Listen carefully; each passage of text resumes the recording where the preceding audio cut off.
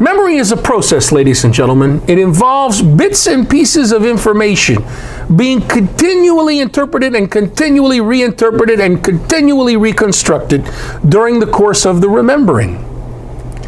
Memory is not just about historical truth. Memory is not only the recovery of fixed and objective facts and details of a human life story. Memory is not just uncovering a static deposit of data on what happened. Memory is more than just the facts. Memory consists in the production of an articulated narrative understanding of narrative truth. This continues in all human settings and times. And Americans, if you find yourself in a society that's highly tribalized and extremely individualized with nuclear weapons, we better pray real hard to get ears that listen. Big time. Because you're going to find yourself in a situation in which you only groupthink with individualists who think exactly the comfort thoughts that you like.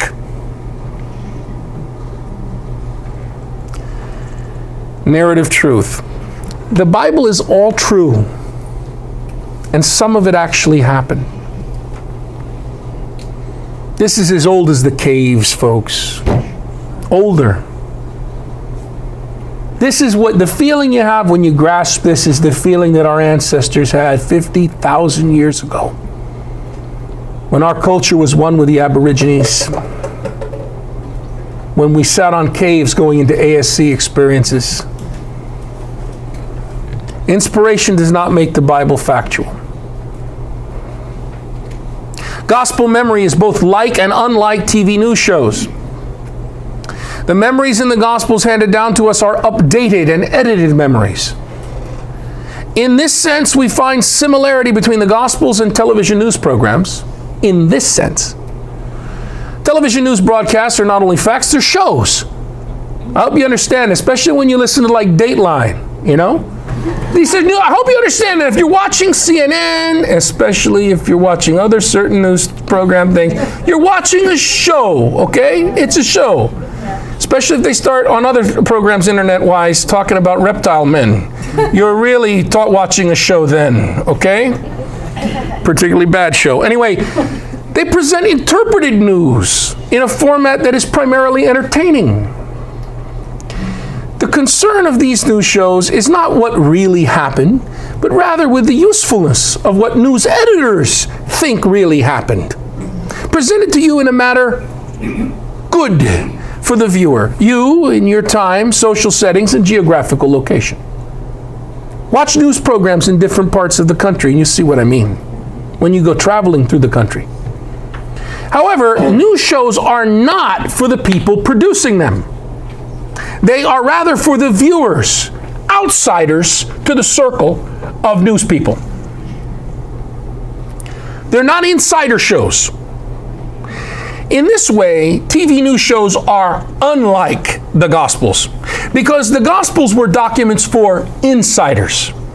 Now that may be a shock to people who belong to Christian traditions who are all about evangelizing people outside the circle, and think that the New Testament documents were written precisely for that purpose, to go reach out to outsiders, the more alien and the more distant to my circle, the better, to bring them into my circle. I got to tell you, ladies and gentlemen, the truth cannot be farther from that misconception.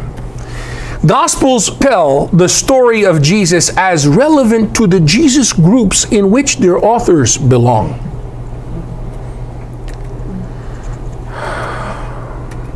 It may hurt American Christians to read this or hear this, but the Gospels were not written for us. They were not written by Americans, for Americans, or about Americans. Whenever we read the Scriptures, the Gospels included, we are always eavesdropping. Like we got a glass up against the door and there's a conversation between God and our ancestors in the faith in the other room behind the door that we can only barely hear. God does have something to say to us, amen. But we are an audience only in a secondary, sacramental, indirect sense. The intended audience of the Gospels, the direct audience, was our ancient ancestors in the faith. The Gospels are in-group documents. All 27 New Testament documents are in-group documents. What does that mean? No one in the first century world would write up a papyrus codex at the cost of modern money terms of $10,000 a copy to hand it out to strangers on the street corner so they might know the story of Jesus and accept him into their hearts. And even if someone had been crazy enough to do that, what a poor investment of their talents and resources that would be, as only 2% of the first century Mediterranean world was literate, and the first Jesus groups were mostly peasants. Jesus himself, most likely illiterate. The gospel documents, rather, were for insiders. They were meant to be memory helps for people who already knew the latest version of the story of Jesus. These written documents would remind readers, people already within that Jesus group, of what they already knew in the clubhouse, in specific times and places, as they recited the story to equally knowledgeable listeners. These texts were not meant to be used to proselytize people. And I could show that mathematically if we have to later on when we're talking. I'll show it to you mathematically. Yeah.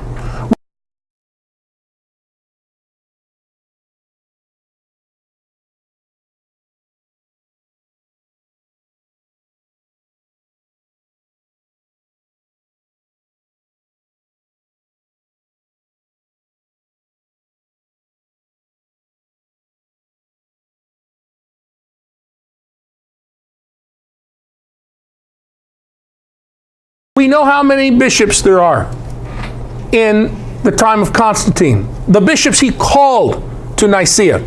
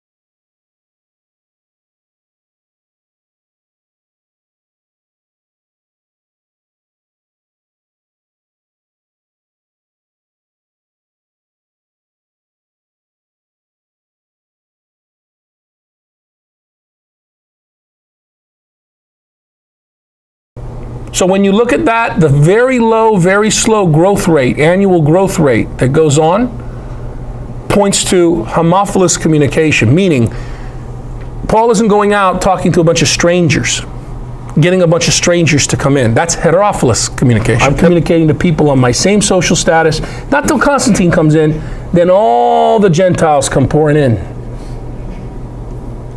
So this is a very interesting thing because it helps.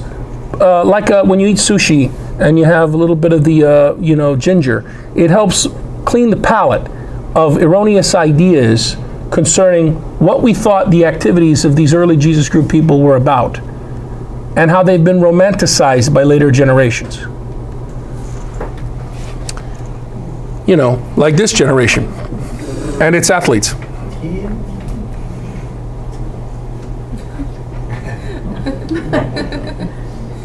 That was an in-group document. What does it mean? John 3:16, in the beginning. You know, when John says, right, for God so loved the world. What is the world? What is love? What's the context? The Gospels are not just facts about Jesus. They are interpretations of the risen one. The Gospels are occasional writings. What the Gospels do is take the story of Jesus as remembered in a community and appropriate it in new circumstances. They intimate the relevance of that story for people hearing the story. As a result, in the Gospels, we do indeed have memories of what Jesus said and did, but these are updated memories, facts made relevant, presented in a way that would make sense in new circumstances. This is the beauty of stage level 3 of gospel development, which is the most neglected stage. Usually what we do is we collapse stage 3 and 2 into one, making them historical reports in a modern sense. This is what Jesus did. This is exactly what he did. Like a photograph, rather than a theological portrait. Stages 1, 2, and 3, and 3 is the most important stage because it tells us about the situation of the Markan community, the situation of the Johannine community, and so forth. But how do scholars determine what reasonably belongs to each stage? Hey, thanks for watching. Just continue the playlist for the next part of the study. If you have further questions, this is good. They will get addressed, so keep watching. If you found value, please subscribe, like, and share. As always, questions, comments, and criticisms are most welcome. God bless you.